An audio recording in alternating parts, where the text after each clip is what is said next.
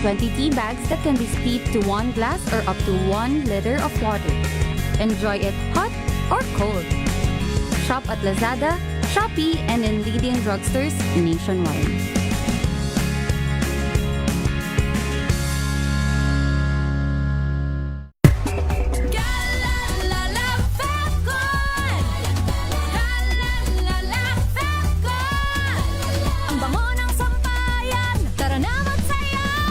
Fabton, amoy nakaka-joyful!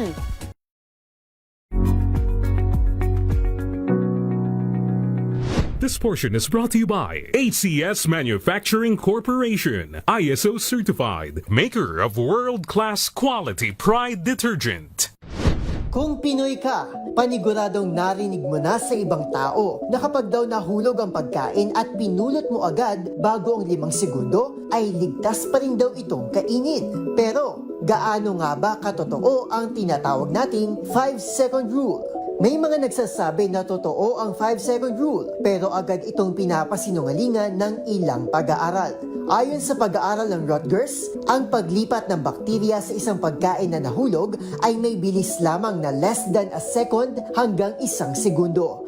Ganito rin ang lumalabas sa isang research ng isang estudyante sa University of Illinois, kung saan maraming germs agad ang lumipat sa pagkain matapos nitong mahulog sa sahig.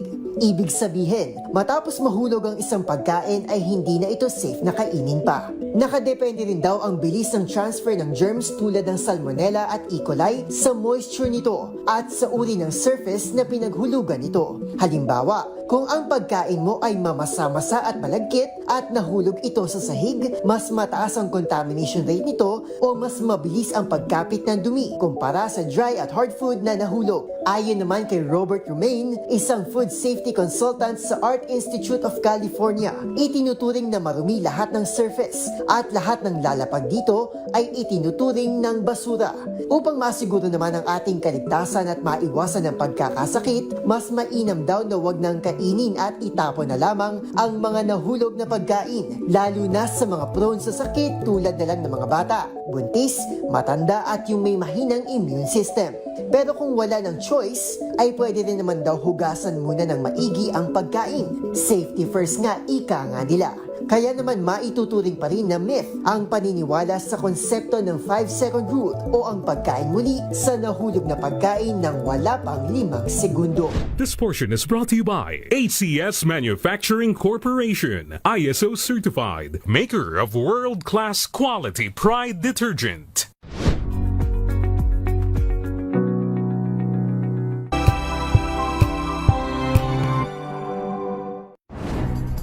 Good vibes ang hanap mo? Dito ka na sa Sigurado! Mula sa mga istoryang nagbibigay ng inspirasyon hanggang sa mga kwentong may dalang solusyon. Mga balitang pampagaan, pakiramdam at pampaganda ng araw. Hindi lang ba sa good news, kundi the better news. Mula Lunes hanggang Biyernes, 1:00 ng tanghali sa DZRH TV.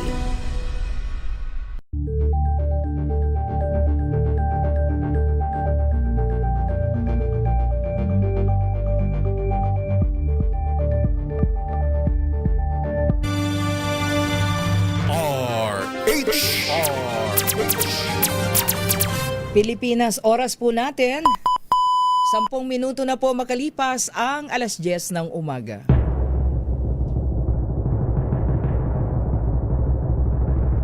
And the Golden Dove for Best Public Service Program Host goes to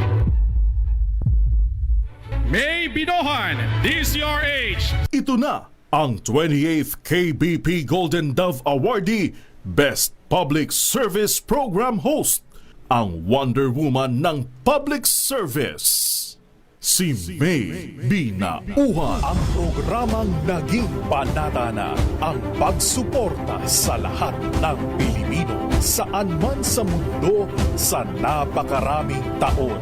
Ang programang nakatatak na sa bawat isip at puso ng Pilipino. DZRH Operation Tulong. Kasama ang Wonder Woman ng lahat, si Miss May Binauhan, ang tulungang may kasamang balitaan. Live sa DZRH Radio, DZRH TV at online DZRH Operation Tulong.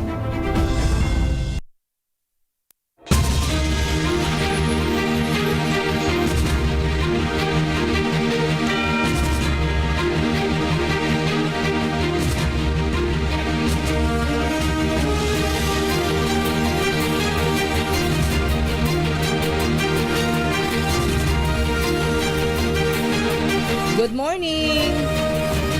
Magandang umaga po sa lahat po natin mga ginigiliw na tagapakinig Luzon, Visayas, Mindanao. Kumusta na po tayo ngayong pong happy Monday morning? Naku, bilis ng araw talaga, no? Ika-22 na po tayo sa buwan ng Hunyo. It's June 22, 2026. Mga kaibigan, samahan niyo pa rin po niyo lingkod May Binauhan dito po sa DZRH Operation Tulong. Siyempre pa, una sa Pilipinas, una sa Pilipino. Alas 10 hanggang alas 11 po tayo ng umaga. Meron po tayong Bagyong Francisco. At ingat-ingat po ha, dahil meron po tayong bagyo. Kagabi nga po, naku, kalakas nung ulan eh. Bumuhos po yung ulan, no? Oo, blessing daw yun ha, Elaine and Nathan. Oo, Elaine and Jonathan and Elaine. Apit, Manalo. Diba? Blessing yun, yung malakas na ulan kagabi sa Metro Manila. Grabe. Ha? Hindi pa natatapos yung, celebration ng wedding ni Nathan at Elaine. Bumagsak yung malakas na ulan. Sabi ng Pag-asa, lumakas pa raw yung Typhoon Francisco habang nasa bahagi po ng Philippine Sea. Alamin na natin, no? Mangumusta po tayo sa Pag-asa at itong bagyong ito'y may landfall scenario ba? Kasi alam ko kanina napakinggan ko si Sir Dan, tama-tama nandiyan ulit si Sir Dan Villamil. Napakinggan ko kanina kay Lakay Deo Macalma, signal number 1 ha, sa ilang bahagi po ng ating bansa, particular dyan sa may Batanes, tama ba? O ano pang mga lugar ang nasa ilalim ng signal number 1? Alamin natin. Mula po sa DOST Pag-asa, hingi tayo ng update mula kay Sir Dan Villamil. Sir Dan, magandang umaga. Good morning. Yes, good morning po, Miss May, at sa ating mga taga-subaybay dito sa DZRH. Sir Dan, kumusta ang bagyong Francisco? Opo, so as of our latest tropical cyclone bulletin, kaninang 5 a.m., latest location natin kay Bagyong Francisco, nasa line 715 kilometers silangan ng Tagagaraw City sa May, Cagayan. May taglay itong lakas ng hangin na malapit sa gitna na umaabot ng 140 kilometers per hour at pagbugso na umaabot ng 170 kilometers per hour. Sa kasalukuyan, gumagalaw ito west-northwestward sa bilis sa 30 kilometers per hour. And as of 5 a.m., ito pa rin po yung mga lugar na nakasailalim under wind signal number 1 sa Batanes, northeastern portion ng Cagayan, mga bayan ng Gonzaga at Santa Ana, kabilang ang eastern portion ng Babuyan Islands. Over these areas, maghanda pa rin po tayo sa mga pagbugso ng hangin na dulot ng papalapit na bagyo within the next 36 hours. Samantala, dahil naman sa epekto ng habagat, pati tayo makakaranas ng mga kaulapan at mga kalat-kalat na thunderstorms sa may Visayas, Mindanao at sa Palawan. Sa Metro Manila at alalabing bahagi ng Luzon, generally fair weather pa rin ating inaasahan. Nandyan yung mga tsansa ng mga usual afternoon to evening na mga rain showers or thunderstorms. Miss May? Oo. Meron daw po pa kayong binabantayan na low pressure area sa labas ng PAR. Tama po ba yon? Yes po, bukod po dito kay Francisco, so may isa pa pong LPA sa labas ng PAR.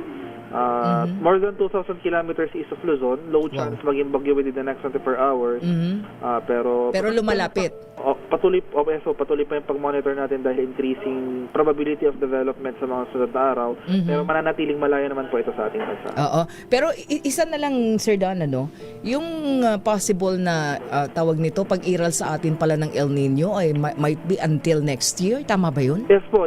So, until next year, yung pag-iral ng ating El Nino. So, asan natin, towards the end of the year, mas bababa yung mga pag-ulan natin. So, lower than normal yung mga pag-ulan, magtatagal yan hanggang sa first quarter ng susunod na taon. So might be tawag nito, aabot yan until tag-init po, yes po, tag-init next year. Oh, so siguro pag ganito yung senaryo, Sir Dan, maghanda yung ating mga concerned agency, lalong-lalo na sa supply ng tubig. Yes po, tama po, Miss May. Oo. So, pero ano po ang worst scenario nun? Pagkahalimbawa, di ba, umiiral na po ang El Nino, and then dire-diretso lang yun, mas matindi yung tag-init na mararanasan natin? The isang factor po yun, no. So sa ngayon yung epekto ng El Nino sa habagat, yung outlook po kasi natin or yung projection natin for July and August, higher than normal yung mga pagulan na ating posibleng maranasan sa western section ng Luzon. Pero towards the end of the year, magiging lower than average. So pag masusustain po ito, kung wala tayong masyadong mga kaulapan, walang pagulan, so mas nagre-result po ito sa mga matataas sa temperatura, especially sa panahon po ng tag-init. Wow. So yun ang dapat siguro ngayon yun ang paghahandaan naman ng mga concerned agencies natin. Ano po?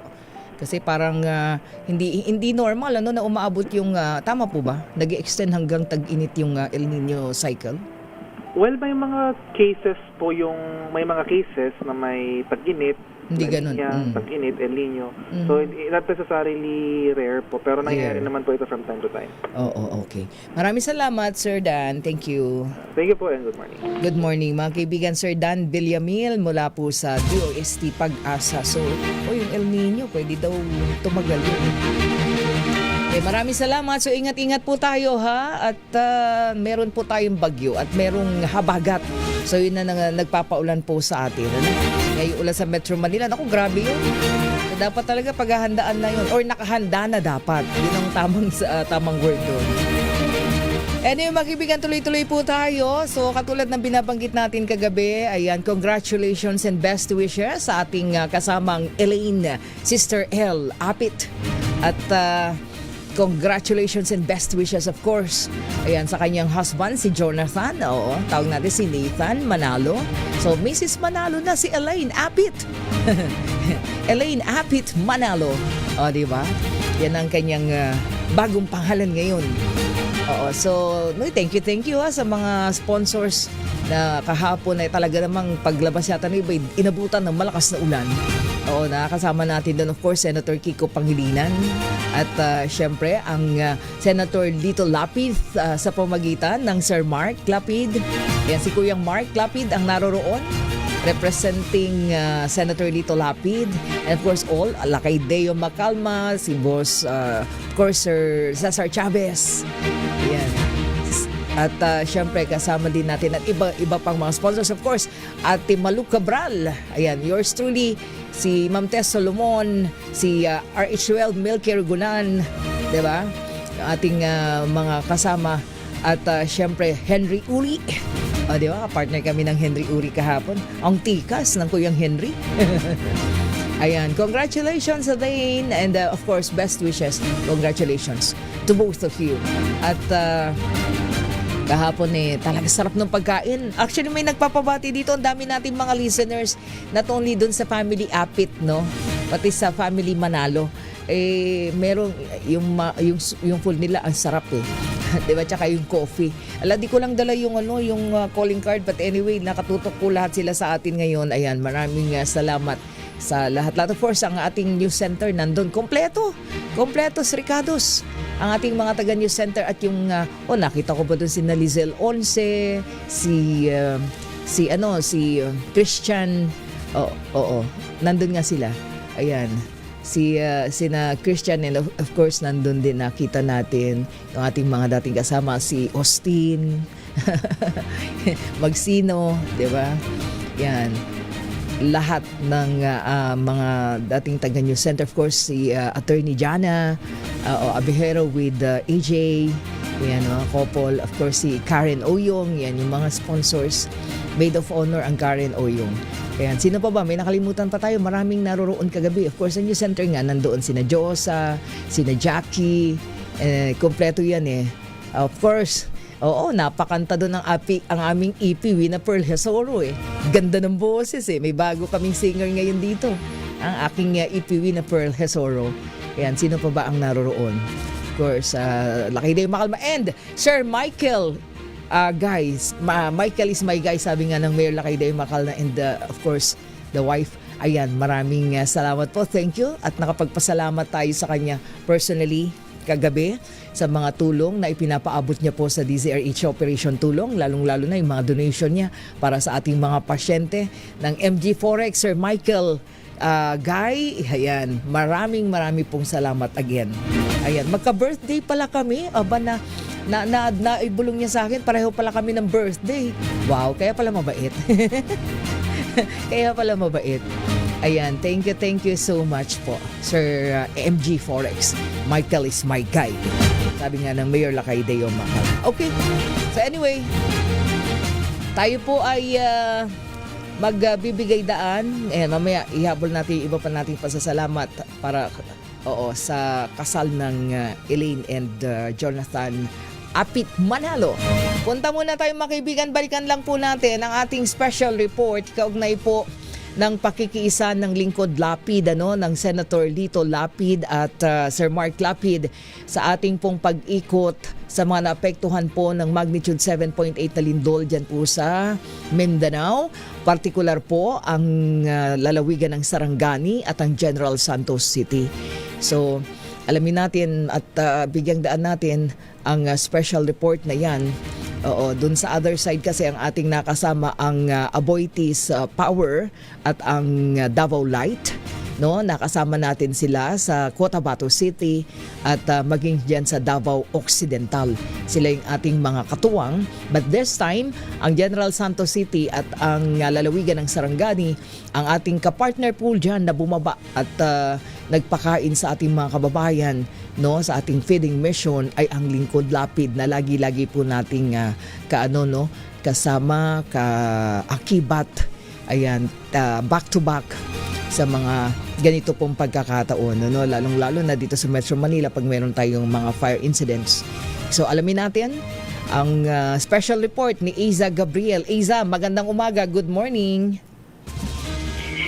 Yes, Miss May, ang laki ng pinsala sa mga infrastruktura at kabuhayan, Miss May, sa mga napuntahan nga natin na lugar sa bahagi ng Mindanao, partikular na sa probinsya ng Sarangani at General Santos City, kung saan isinagawa natin, Miss May, yung ating ikatlo at ikaapat na araw para sa ating palugaw feeding mission para sa mga kababayan nga natin na naapektuhan ng magnitude 7.8 na lindol sa Mindanao. Miss May, sa ikatlong araw natin, ang unang destination natin ay ang Sarangani, kung saan una nating pinuntahan ang Malapatan, Sarangani, partikular na ang barangay Sapo Masla at Sapo Padido. Miss May, doon sa Sapo Masla, sa unang ruta nating pinuntahan, ay talagang makikita mo pa lang pagdating doon sa area na una nating pinuntahan, partikular na doon sa evacuation center, yung daan, yung mga kabahayan doon, kita ang laki ng pinsala dahil yung iba hindi na talaga mapapakinabangan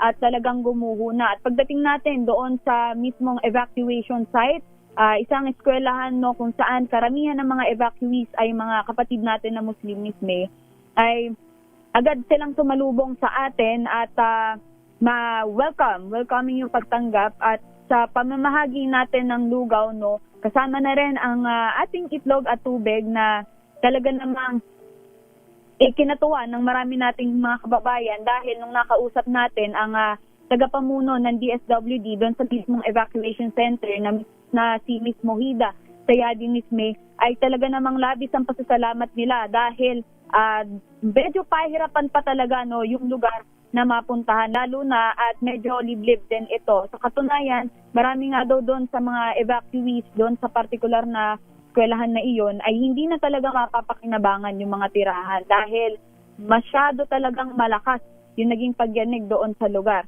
At sa katunayan, Miss May, doon sa Sapo Masla, nakapaghatid tayo ng ating palugaw sa humigit kumulang 500 nating mga kababayan, Miss May. Pagkatapos noon, agad tayong tumungo sa barangay Sapo Padido kung saan naman yung mga kababayan natin doon ay doon nananatili sa isang covered court. Hindi na baka pwede nating pakita TV ang ating materials kung saan yung mga kababayan natin ay nananatili naman, Miss May, doon sa parang mga kulakulambo, divided na kulakulambo na nagsisilbi nilang pansamantalang tirahan. Katulad din ng naging pagtanggap sa atin doon sa unang evacuation center natin na pinuntahan ay talaga namang pinilahan din yung ating palugaw na kung saan yung ating mga lolo at lola ay talaga namang pag tinignan mo yung mga mukha nila, Asasaya. Ninanamnam, oo. no? Yung ating palugaw. Dahil sila na din ang nagsabi na masarap talaga ang hatid natin na palugaw. Pero yung At ating palugaw- pila ay doon sa may gilid ng kalsada, no? Doon sa mismong barangay. Oo, diyan sa tawag nito. Nakikita ko dito sa ang area ba to? Dajangas. Oo, Dajangas West ng General Santos City ang playing ngayon, Iza, no? Kung saan kasama natin ang ating sister station DJs ng Love Radio, Jensan, Love Radio. yung gumuho, oo, si DJ Sexy Mickey at Mickey, si at DJ Daddy Dax. Dax. Daddy Oo, Dax yan. si Daddy Dax at si Ang Miss mga Len. nakasama Oo, natin. ayan, yung gilid. Actually, ang haba nung pila. So, yan yung mga sinasabi mo na galing ng evacuation centers at yung iba nasa mga labas ng mga bahay nila, di ba? Tirahan. Tama, Miss May. Sa General Santos City, Miss May, ganyan yung naging setup natin sa may lugar. At pagkatapos natin dyan sa General Santos City, particular na sa barangay ng Dajangas West, ay isa naman sa mga pinuntahan natin, Miss May, yung Barangay San Jose. Ayan, yung Barangay San Jose, Miss May, ay isang bulubundukin na lugar. Yes. Kung saan talagang sinuong natin na mapasukin dahil yung mismong purok leader nila ay talagang hinikayat tayo na puntahan yung kanilang lugar. At nung hapon, nung in-interview nga si Kagawad, ay ang sabi niya kay Miss Wina, yun daw lugar na yun ay napapasok lamang ng motor. Pero nung nagpunta tayo doon sa area, ayan, napapakita na Salamat TV, no? Pagkapunta natin doon sa area, doon natin nalaman kung bakit ganoon pala, bakit motor lang. Kasi makikita mo yung mga kalsada, may bitak ang kalsada, hati ang kalsada, at kung titignan mo yung ilalim ng mismong kalsada, yung semento na lang ang natira, nakahang na. Dahil yung mismong ilalim ay wala ng lupa. At pagdating natin doon sa evacuation center, Miss Mino, talagang nakakalungkot yung kanilang kalagayan dahil nag-stay ngayon yung mga kapatid natin na tibol Sa tent. sa mga sa Yung tent ating lamang, mga katutubong tibuli. katutubong Mga tiboli, IPs. Miss May. Ating mga Mga indigenous. Indigenous people, yes, IPs, ma'am. Yun, sa trapal lang karamihan nakatira kasi dadalawa lang yung tent ng DSWD. Pero ang sa area. nakakatuwa, nakasapat pa rin yung supply ng ating lugaw. Though talagang sa hirap nung kalsada na madaanan, tumapon, no? Yung ating Opo. napakainit na lugaw. Actually, 2 kaldero yung medyo tumagilid eh. Oo, but anyway, natutuwa tayo. Nagdadasal nga ako sana magkasya. But then, natutuwa tayo at nagkasya pa rin naman, di ba? Nagkasya. Nagkasya, yes, Miss May. At kahit papaano ay naibsan, no, yung gutom at kumbaga hirap din na nararanasan ng mga kababayan natin. At sa panawagan nga din nung ating nakausap doon si Miss Florderiza Sukal, isa sa mga evacuees doon sa area, ay nananawagan sila, no, sa pamahalaan o sa mga tao na may mabubuting puso na sana raw ay maabutan sila bukod sa pagkain, no, na talaga namang kailangan nila sa pang-araw-araw ay yung mas maayos na maaaring mahigan, particular na yung mga banig o mga tent pa para mas komportable silang makapagpahinga, makatulog dahil sa mga panahon na nandun tayo sa area mismo at talagang maulan at nitong mga nakaraang araw nga ay sunod-sunod pa rin yung nararanasan nila ng mga aftershock. Kaya naman, yung simpleng pag-abot ng palugaw natin, no, tubig at itlog, talagang makikita mo priceless, Miss May. Yes, yung mga reaction sobra. nila. Kaya nga ngayon nakatutok sa atin ang Team Lingkod Lapid, lalong-lalo na ang Chief of Staff, COS na si Ricky Ileto. Sir Ricky, ayan, napapanood po ninyo no, ating inihatid na serbisyo, feeding mission sa ating mga kababayan. At itong lugar na nakikita ngayon, yan yung ating mga katutubong IPs, ating indigenous people, ng mga tibuli na nasa tent po, no, na doon po sila naka-evacuate at nagpapasalamat tayo dahil sabi nga natin, Izano, talagang very eager na yung kanilang purok chairman, tama ba? Anong pangalan Yes. ni Leader. purok leader? talagang siya yung nag-guide, talagang pinilit niya mahila tayo doon sa bundok na kinatakutan nating daanan dahil talaga namang gibana. Kung tutuusin talaga, motor lang ang pwedeng dumaan, 'di ba? Doon po sa aming tinravel namin for I think 20 minutes ba o 30 minutes na from Dajangas. From Dajangas West.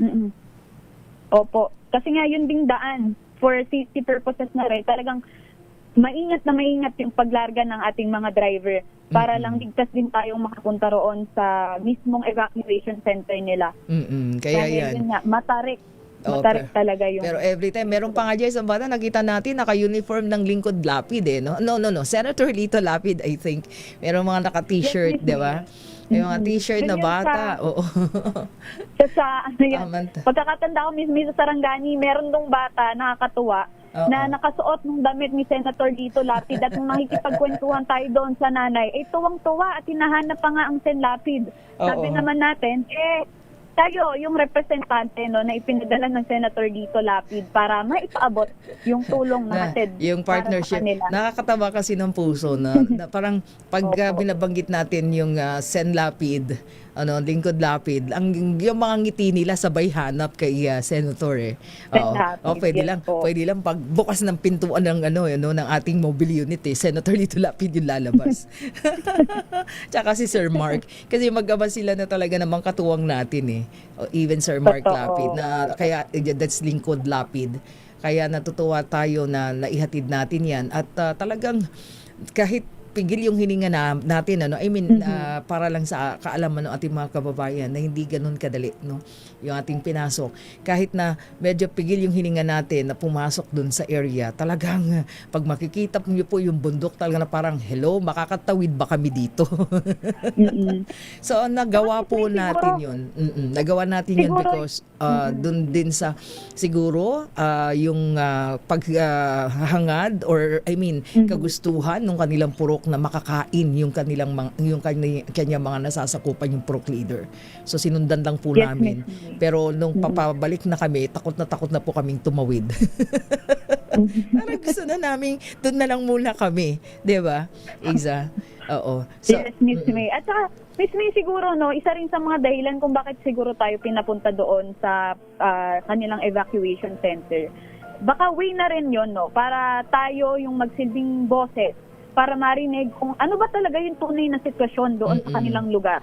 At maiparating din sa nauukulan kung ano ba yung mga pangunahing pangangailangan ng mga kababayan natin doon. Partikular nga yung tribo ng Tiboli na talaga namang hirap talaga. Kaya nga, ngayon pa lang tayo na nagpaparating Department of Public Works and Highways.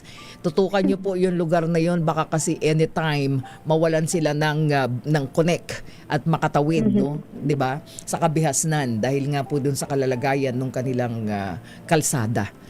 Okay, so Iza, maraming salamat sa lahat ng, of course, pasalamatan mo na, mabilis lang bago tayo maubusan ng oras. Yes, Miss May, nais lang nating pasalamatan yung mga team na nakasama natin. Again, ang ating mga sister station mula sa Gensan, ang Love Radio at DZRH Gensan. Kasama natin sila DJ Sexy Nikki, si Daddy Dax, at syempre si Miss Leno mula sa DZRH Radio Gensan. Gayon din ang ating mga piloto nung araw na yon, literal na piloto dahil tatlo tayo, convoy. Tatlong convoy. Bagamat nagpapalipad ng sasakyan, ay ligtas pa rin nila tayong dinadala doon sa ating patutunguhan na yan. Si Kuyang Lito, Angelito Lozada mula sa Love Radio Davao, si Jobil Africa, si Kuya Ton Magbanwa, nakasama ng ating Sir Dodi Ladrera, mula sa Davao hanggang sa pagpunta natin sa Cotabato ay mga nakaagapay natin para maipahatid natin yung tulong sa ating mga kababayan. Miss May, sa kabuuan sa ating operation sa Sarangani at General Santos City ay umabot sa humigit kumulang 4,000 mga kababayan natin. 4,000 nakatiran natin ng ating napakasarap na mainit na lugaw na siyang kahit papaano ay nagpatid gutom at pansamantalang nag-alis din ng isipin ng mga kababayan natin sa kanilang kinaharap na lindol na magnitude 7.8 nga sa malaking bahagi ng Mindanao. Okay, maraming salamat, Iza. Yes, Miss May, ito pa rin si Aza Gabriel para sa DZRH. Una sa Pilipinas, una sa Pilipinas. Okay, maraming salamat Team Operation Tulong at Team Lingkod Lapid. Ayan, Sir Ricky at Senator Lito and of course Sir Mark Lapid. Thank you so much. Ma'am Charmy, everybody sa Team Lingkod Lapid, mabuhay po kayo. Thank you so much. At kaisa ninyo ang ating team, lahat nating sister stations na naghatid po ng serbisyo sa ating mga kababayang affected po ng lindol dyan po sa bahaging yan ng Mindanao, General Santos City and Sarangani.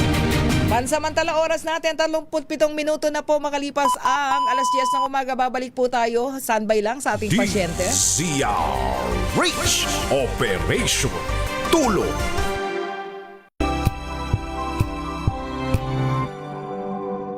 Hello, Washi! Laundry day na naman! Yay! Anong meron? Mancha ng chocolate, putik, may libag pa! Kaya natin yan! With Pride Washing Machine Detergent, may triple stain-away formula. Tanggal ang makapit, madikit, at malupit na dumit mancha. Kaya easy-easy ang labada. Mula noon hanggang ngayon! All you need is pride! All you need is pride! ACS. May nagbago, may arte, may budget. Akala nyo lang yon. So solid! White Rose Papaya, wow! White Rose! White Rose Papaya, wow! White Rose! White Rose Papaya! May glow up with White Rose Papaya! White Rose Papaya. May puti power times 2 kasi may papaya at niacinamide. May shea butter and tea tree oil pa. Kutis sulit ang glow up. Glow up with White Rose Papaya! White Rose Papaya. Kutis sulit ang glow up. ACS. Galalala Falcon! Galalala Falcon! Ang bango ng sampayan! Tara na magsayawan! Calefabcon, amoy nakaka-joyful. Araw-araw, iba't ibang mga bagay na dapat pagtagumpayan. Ang subok kong partner ay MX3 Capsule. Research-based na tested and proven. Helps avoid pain discomfort. Iwas-iwas sa sakit. Kailangan lang na long-term ang pag-inom 2 capsules araw-araw. Kasabay ng proper diet and exercise. I am able to make it with the right partner. MX3, dito ako bilib! Mahalagang paalala, ang MX3 capsule ay hindi gamot at hindi dapat gamiting panggamot sa anumang uri ng sakit. Galalala Falcon! Galalala Falcon! Ang bango ng sampayan! Tara na magsayawan! Calefabcon, amoy nakaka-joyful.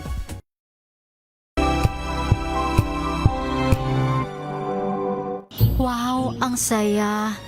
Isang barangay na labada, puro mancha pa! Goodbye, pahinga! Mommy, isang laba lang yan sa Pride Bar Blue. May powerful stain-away enzymes na malupit sa dumit mansya. At di masakit sa kamay! Isang laba lang yan! Hello, pahinga! Hello, Pride Bar Blue! ACS!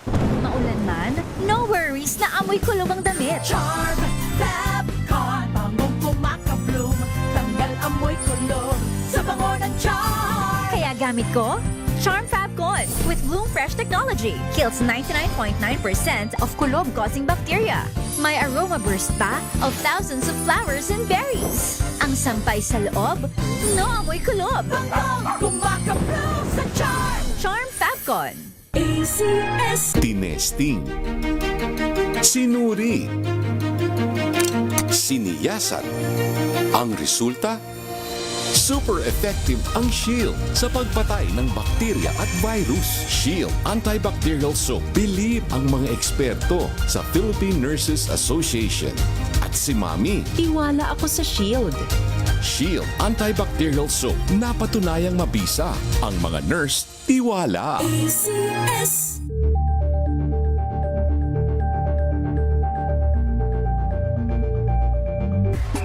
Galalala Falcon!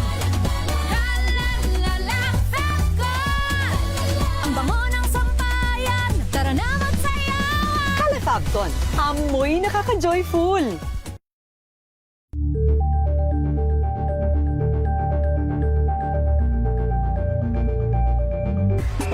Galalala Falcon!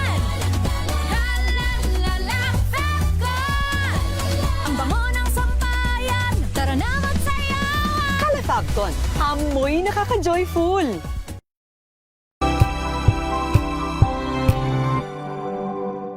Maagang balitaan, maagang usapan sa mga issue at balita. Kasama si Kuya Angelo Palmones sa Magandang Umaga Pilipinas. Mula Lunes hanggang Biyernes.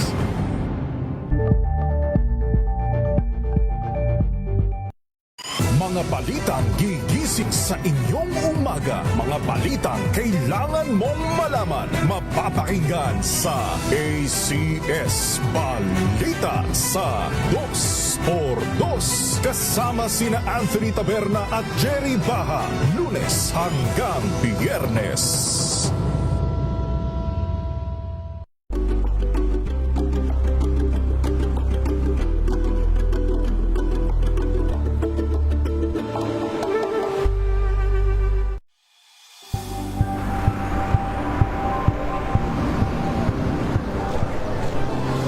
Mga eksperto dito lang sa Expert Opinion.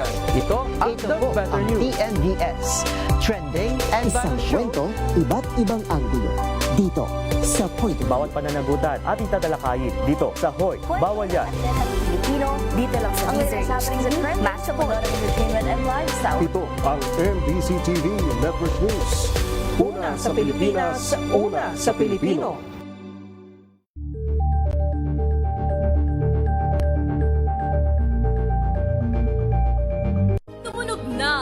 Gandingan para sa kalikasan. Ang itinanghal bilang Best AM Radio Program Host ay si Cesar Chavez para sa special on Saturday ng DZRH.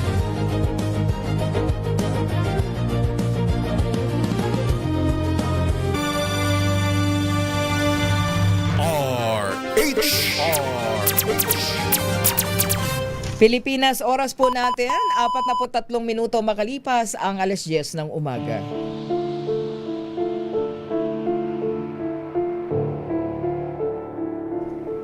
Okay, mga kaibigan, standby lang po ha at maya-maya babalikan po natin ang ating pasyente si Jehan Paulo Bansales Opeña, 6 years old, mula po sa Purok 3, Tango, Glan, Sarangani Province. Wow, taga-Glan pala ito. Opo, at ang diagnosis po ng bata, congenital heart disease, at alamin natin maya-maya. Standby lang po, babalik po tayo at sa ating pagbabalik, bibigyang daan po natin ang ating panayam dun po sa nanay po ng bata. DZRH Operation Tulong.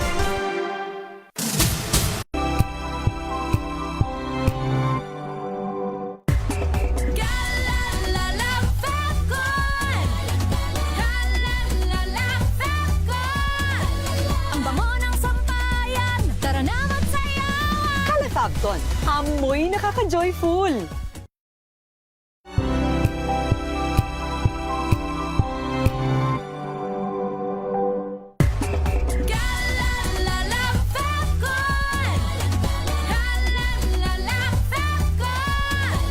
Ang bango ng sampayan, tara na magsayawan. Kala Fabton, amoy nakaka-joyful.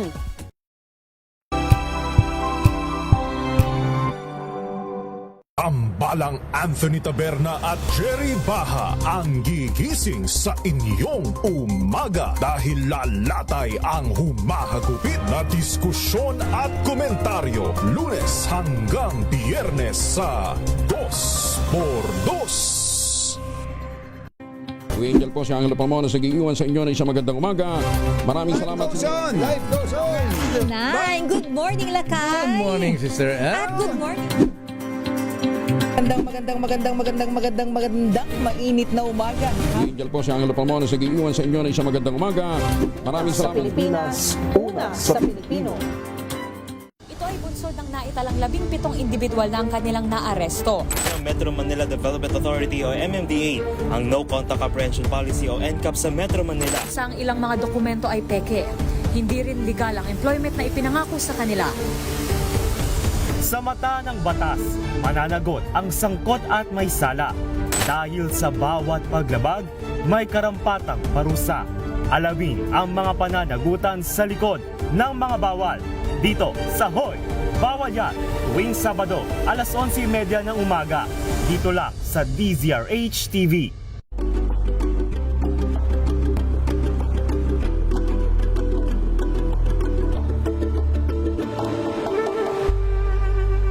Tumunog na ang gandingan para sa kalikasan. Ang nagkamit ng parangal bilang Best News Anchor ay walang iba kundi si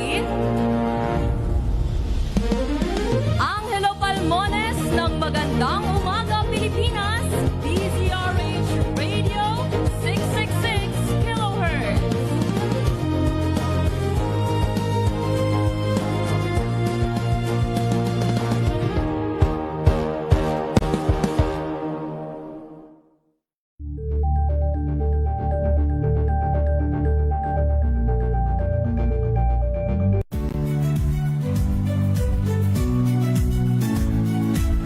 Magandang araw mga kaibigan.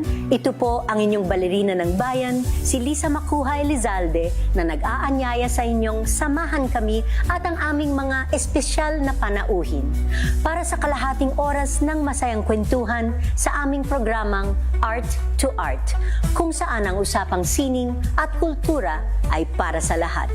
Huwag kaliligtaan, tuwing linggo, alas 3:30 ng hapon, dito lamang sa DZRH Radio, DZRH TV, at via online streaming.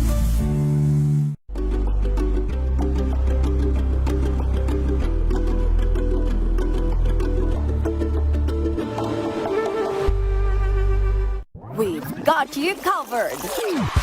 From the hottest hits, exclusive interviews,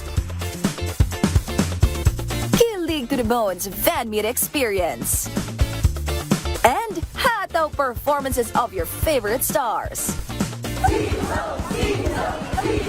Saturdays, 12 noon, dito lang sa DZRH TV.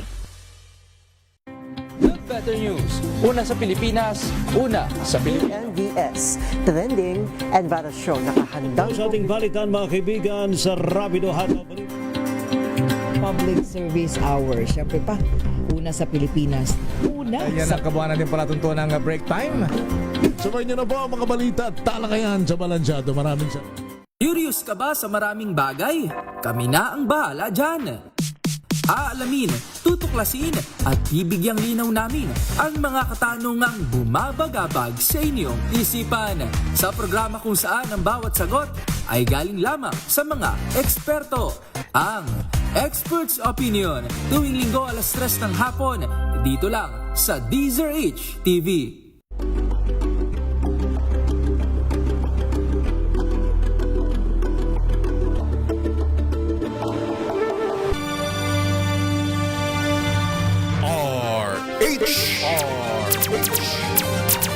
Direktang tulungan at balitaan kasama si Miss May Pinahuhan sa DZRH Operation Tulong. Oras po natin, 49 na minuto na po makalipas sa alas 10 ng umaga. Balik po tayo sa ating pasyente. Si Jehan Paulo ay nag-iisang anak, ano? At meron po siyang tinatawag na ADHD, no? Attention Deficit Hyperactive Disorder. At nakakausap naman po ng maayos. Ayan, masunuri na bata. Grade 1 siya sa susunod na pasukan at sa kondisyon niya hindi malaman kung siya po ay makapag-aaral.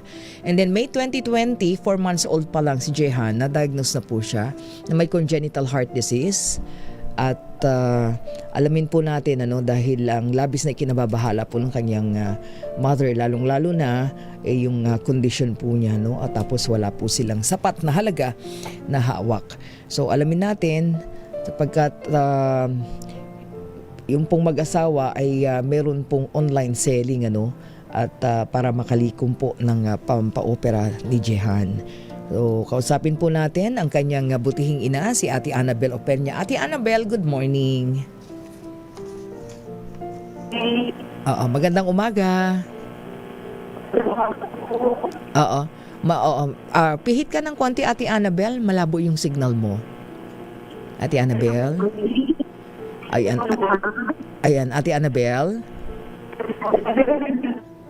Sige, balikan kita ha. Balikan ka namin. Medyo malabo yung signal. Okay, balikan natin si Ate Annabel Openya para po kay Jehan Paulo Openya, no? Sandali lamang. Bigyan daan muna natin yung ating panawagan. Meron po tayong missing person, inilapit po dito sa ating programa. Nawawala daw po si John Matthew Belmonte. 25 years old. Huli pong nakita sa second floor ng Parañaque Integrated Terminal Exchange o PITX dyan po sa Barangay Tambo, Parañaque City. Ang tangkad po niya 5'11" at huli po siyang nakitang nakasuot po ng kulay gray na jacket, black t-shirt, white jogging pants at black and white na sapatos. So nananawagan po yung kanyang mga kamag-anak kung sino man ang nakakita at may impormasyon, agad na ipagbigay alam lang po sa pinakamalapit na himpilan po ng ating pulisya, o kaya po ay tumawag sa cellphone number. Again, ulitin po namin ha, yung number po na ating i-announce, please wag po kayong manloloko ha. May mga pagkakataon kasi pag nag-announce tayo ng ganitong number, wag niyo na pong samantalahin yung problema po ng ating mga nawawalan po ng kamag-anak or missing. Ang number po ay 0991-137-5841. Naka-flash po sa inyong television screen. Napakagwapong bata. At hanapin po ninyo si Wendy Laluna. So please, ang ating missing person po, John Matthew Belmonte, 25 years old. So makisuyo na lang po para po doon sa maaring may impormasyon, dalhin niyo po sa pinakamalapit na himpilan ng pulisya para nang sa ganun makatulong po tayo na malocate ito pong si John Matthew Belmonte. Balikan natin si Ate Annabel Openya. Ate Annabel. Ayan na. Okay, malinaw na. Ate Annabel, nasa... Okay na po. Ayan, okay na. Nasa Sarangani ka ba ngayon o nandito sa Metro Manila? Nandito po kami ngayon sa Sarangani, ma'am. Taglan po mismo. Uy, di ka namin napuntahan dyan. Sana pala nanggaling ang team operation tulong dyan. Kaya lang hindi kami sa Purok 3 dito sa bang purok itong napuntahan natin. But anyway, so inuwi mo muna si Jehan Paulo. Yes po. Yung kanya bang case ay for for open heart surgery? Yes po, ma'am. Bali, naghihintay na lang po kami ng schedule niya ngayong July 24 po ang schedule ng operation niya. Kaya umuwi po muna kami. Okay, so open heart surgery saang ospital? Sa Philippine Heart Center po. Diyan po sa Quezon City po. Oo, si Jehan ay pang ilang anak ninyo? Isa lang po ang anak namin, ma'am. Okay, si Jehan lang. Ang cute naman ng Jehan. Ang cute ng picture niya. Oo. So, sabi niyo kahit paano nakapag-aral pa siya? Opo, ma'am. Pero ang binabantayan lang po. Nakita ko heart for Jehan. So meron kayong meron kayong campaign para makaipon ng pera. Ang tanong ko, nakaipon ka na ba ng mga guarantee letters coming from the government agencies? Opo, actually po, ma'am, nakaipon na po kami ng mahigit, magkano na ba? 300. Mahigit 300 plus na po. Bali, may kulang na lang po na 100 plus. 100,000 na lang. Opo. So, pero nailapit nyo yan sa ang mga sangay na ng government? Unang-una po dito po sa local LGU po namin dito sa Glan, Sarangani po, kay Vice Mayor.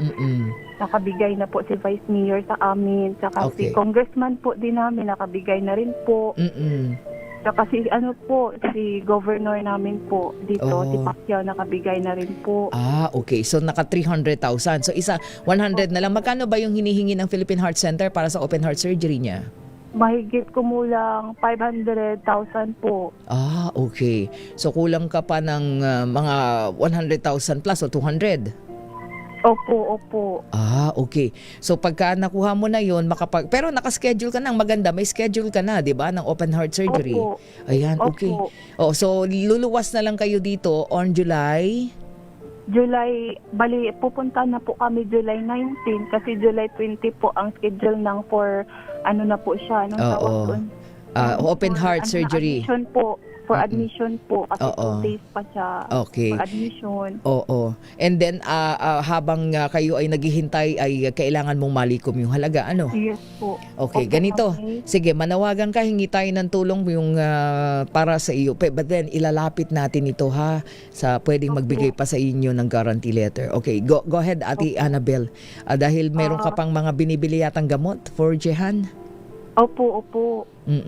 Dahil, sige, manawagan ka at the same time, yung Heart for Jehan mugs. Ganda oh. So, yan ang campaign ninyo, no? Para nang sa ganun ay, sige, paano makakatulong yung ating mga kababayan? Go ahead, meron ka pang t-shirt, Jehan's Heart. Hope, Faith, and Love. Go ahead. Opo. Hello po sa mga kababayan natin po. Nandito po kami para humihingi po ng inyong suporta po para sa darating na operasyon ng aming anak. Sa ngayon po, naghihintay na lang po kami ng schedule sapagkat kulang pa rin po ang aming na-prepare na pera para sa darating na schedule po. Samantalang naghihintay po kami, umuwi po muna kami dito sa Aglan, Sarangani at yun po, dito po kami nadatnan ng napakalakas na lindol. Nasiraan din po kami ng bahay, tsaka yung naipon namin na pera, na kuhanan din po namin ng kaunti, pangtustos namin dito po, kaya medyo nagkulang na rin po yung naipon namin. Kumbaga, nakuhaan namin yung naipon namin na yung galing doon sa campaign namin na Mug for a Cause para sana kay Jihan. So, medyo nahihirapan po kami ngayon kasi nga po, yung bahay namin, hindi po namin muna inisip yung bahay kasi coming na po yung operasyon ng anak namin. So, iniisip na lang po namin yung darating na operasyon po. Nananawagan po kami sa may kung sino man po ang nakarinig ng ano namin ngayon po, na sana po ay matulungan ninyo kami sa kulang na lang po namin na mahigit kumulang 100. Ayan. Ilapit natin yan. Ilapit natin sa office ni Senator Lito Lapid ha. Lapit natin at tayo magbaka sakalit mabigyan. Okay na, no? Sana po ay marinig din po ni Senator Lito Lapid po ang aming problema po para sa kay Jihan po. Oo, sige. Kaunting ano na lang po ang kulang. Sana po ay makahingi po kami sa kanya. Okay. So, it's a GL ito, no? Guarantee letter. Okay.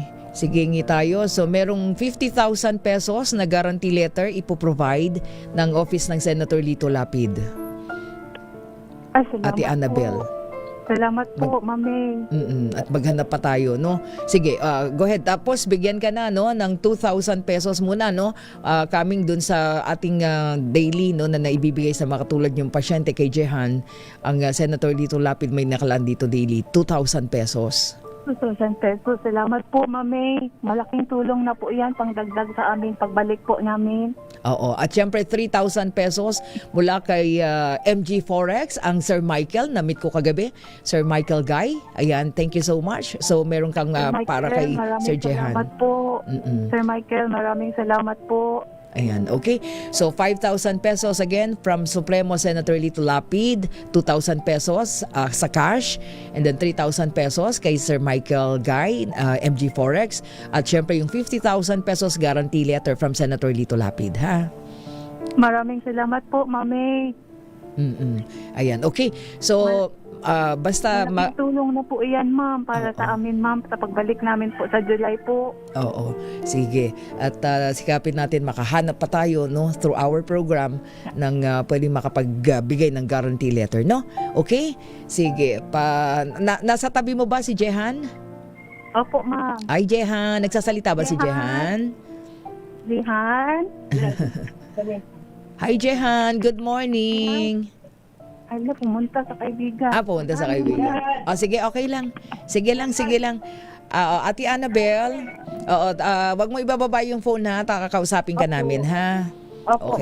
Okay. Si Ate Annabel, ang mother po, no? Annabel Opeña, ang mother ni Jehan Paulo Bansales Opeña. Thank you so much, Sen Lito Lapid.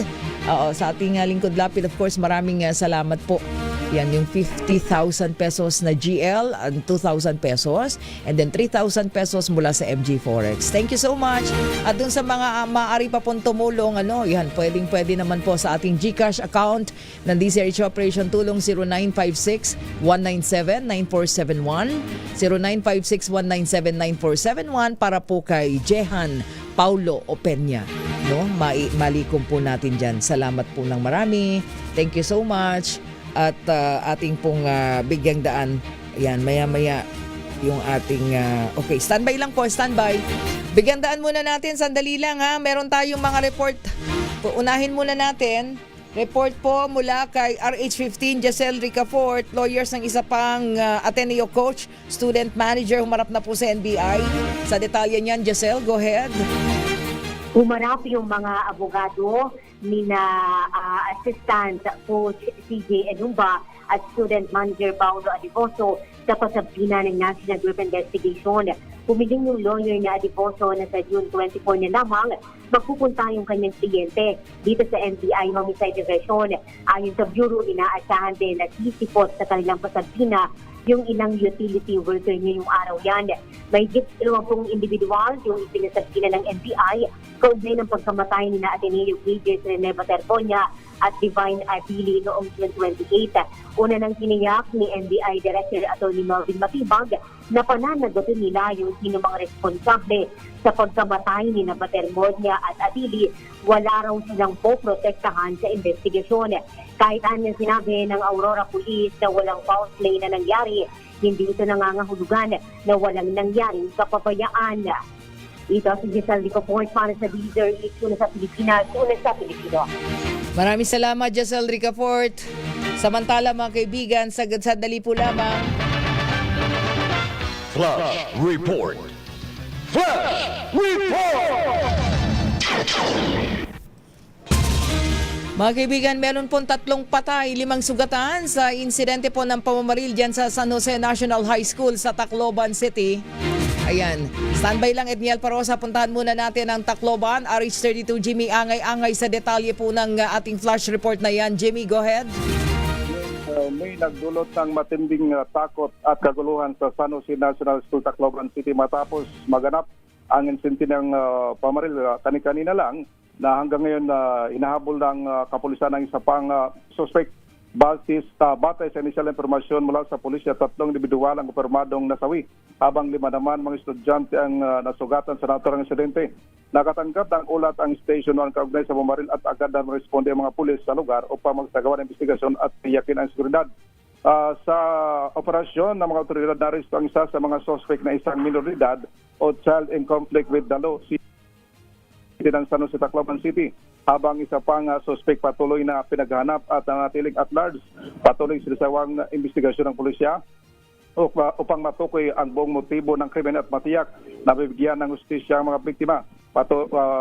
Hanggang ngayon, ang scene of crime operatives at saka yung SWAT Special Weapon Tactics kasama na si Police Colonel Weleto Hitig, ang Safety Director ng Tacloban City Police Office, ay kasama na humahabol sa iba pang suspect na nasa labas na ng paaralan. Sa loob ito may ng paaralan habang may klase. Kanina mga pasada alas 9 ng umaga, pero hanggang ngayon ang isa sa suspect na minoridad na inahuli, habang ang 5 mga nasugatan na estudyante itinakbo ngayon sa hospital dito sa Tacloban. Pero ang namatay dito, may namatay na mga biktima. So, 3 ang patay at 5 ang yung sugatan. 3 patay, ano yun? Nasa sa loob ng school? Nasa loob ng school. Sila nasa loob. Pero yung 3 patay ay identified na? Tinitingnan pa dito, i-verify pa natin kasi sabi estudyante. 5 estudyante. So may estudyante na casualty? Ibukod dun sa nasugatan? Mga estudyante ito. Oh my God. Pinasok ng armadong minoridad. 2 ito, isa ang nahuli na, isa ang hinahabol ngayon ng mga pulis. Naku po. Oo. Sige, antabayan na natin yung follow-up report. So meron walang nahuli sa suspect? Isa. May isa. So estudyante din sa loob ang suspect? Tinitingnan pa ng kapulisan kung estudyante ito. Pero minor de edad, estudyante, San Jose National High School. Malapit ito may sa airport na eskwelahan. Sa Tacloban City. Oo. Yung mga 5 estudyante na sugatan andun sa ospital. Tapos yung tatlo, puro estudyante din yung casualty. Yes. Oo. Nakakalungkot naman yan. Oo. Pero ilan daw ang possible suspects? 2. Dalawa lang ang may gawa. Tapos menor de edad, may dalang mga baril? Yes. Oh my God. May may guard pero estudyante naman hindi parang kampante kasi estudyante. So talagang might be mga kaklase or schoolmates lang. Mga tinitingnan dito kung isa ang estudyante, yung isa kung tagalabas. Nakakalungkot. Kasi nag-close door meeting ngayon ang Department of Education dito na. City Government of Tacloban, Vice Mayor andito na. Saka yung City Director ng Tacloban City Police Office. Kinordon na yung area, wala nang mga sibilyan na nakapasok.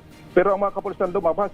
Ang mga taga-SWAT kasi hinahabol pa yung isa. Nasa labas na doon dito sa sa may nakita dito sa puno ng akasya. Hinahabol ngayon ng mga kapulisan. Yung pong sitwasyon. Nakakalungkot naman yan, uy. Opo. Akala ko mga sugatan lang, pero may patay pala. Naku, nakakalungkot naman. Okay, antabayan na natin yung mga follow-up report mo. Makausap tayo ng ating mga otoridad dyan, Jimmy. Nag-meeting pa bago magbigay ng mga informasyon. Ito, initial lang ito, pero galang ito sa PNP na informasyon na nakuha natin. Okay. Mula dito sa DYB Lacson Radio Tacloban, angay para sa DZRH, una sa Pilipinas, una sa Pilipino. Flash Report. Basta't may nangyari, unang maririnig sa kauna-unahan. DZRH Flash Report.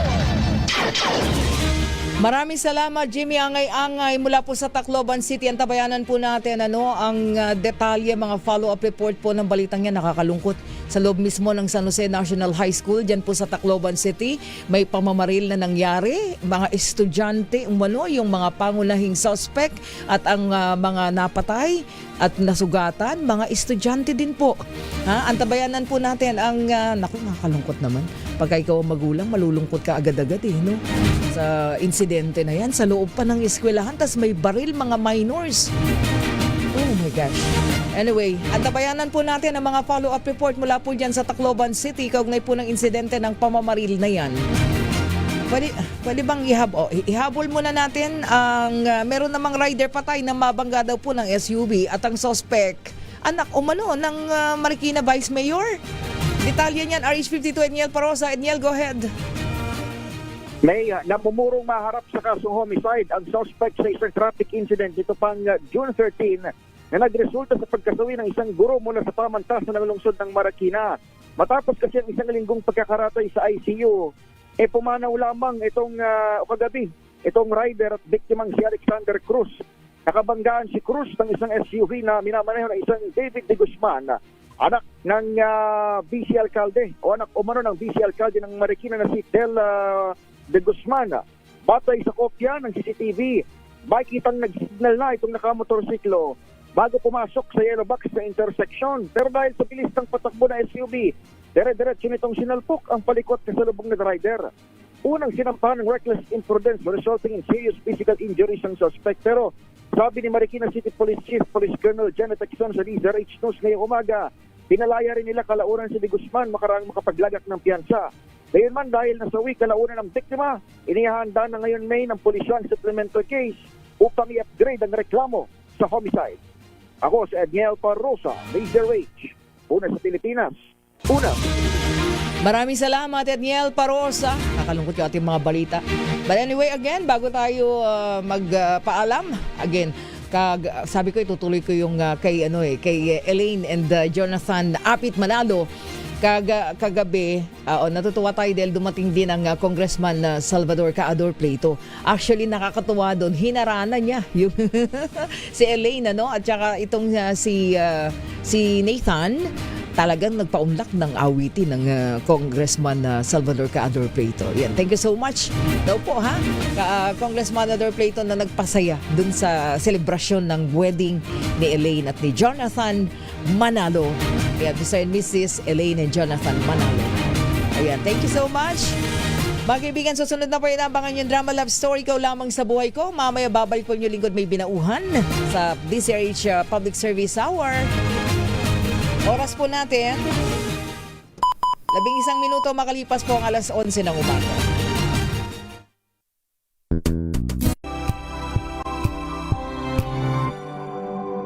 Wow, ang saya. Isang barangay na labada, puro mancha pa. Goodbye, pahinga. Mommy, isang laba lang yan sa Pride Bar Blue. May powerful stain away enzymes na malupit sa dumit mancha. At di masakit sa kamay.